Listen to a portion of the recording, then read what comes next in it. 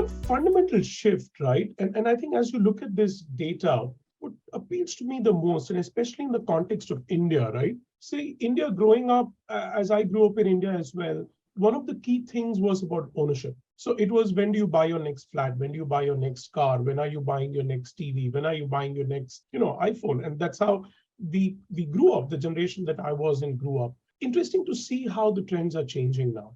68% actually say that they no longer believe that ownership defines status, which is a really interesting trend, because what it reflects is that the economy is shifting more to choice, more to convenience, more to how do I enjoy what I consume, rather than just about whether I own it. And I think if you see the next data point, which is 70% actually agree that subscription unties them from the burden of ownership.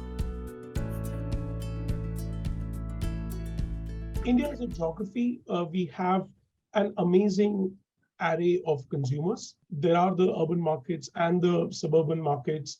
There is also the thing about how, depending on whether you're a nuclear family, joint family, etc., a lot of other dependencies start coming into play. And what we've seen is that these are those infrastructure and real world constraints that makes delivery and returns a quite complex operation as far as India is concerned. Not to add the whole magic around what's happening on roads and deliveries and road closures and potholes now that monsoons is on. So how do you again bring in more reliability into the whole model? Plus a lot of legacy processes. Manual processes have been there, and how do you replace them? People are becoming more financially aware. In general, living an asset life, people understand the value that furniture and appliances are not unlike homes, which you would aspire to own, is an appreciating asset, as opposed to, let's say, furniture appliances, which are depreciating assets over time, right? This is where we offered products which you could continuously keep on, let's say, upgrading over time. Newer and newer products will come into the market. You'll utilize, let's say, the same subscription to expand into, let's say, depth of categories. You'll start with a single door fridge, move on to a double door fridge, so on and so forth. The second point, climate conscious, is that's where shared economy and its overall value, the contribution it gives to the world, comes into play. Less carbon footprint because you're sharing the same product across multiple customers. And this is also what aids overall in reducing the carbon footprint of the nation as a whole, because we understand furniture, appliances, these are all items which incur a large amount of energy to create. And the third thing is service. When we talk about service, ideally, the biggest hassles of owning heavy assets like furniture, appliances, is when you are done with them, what will you do? Or essentially, a lot of customers don't essentially get a new fridge because they are more worried about how do we get rid of the existing one, even though they aspire to get a new one.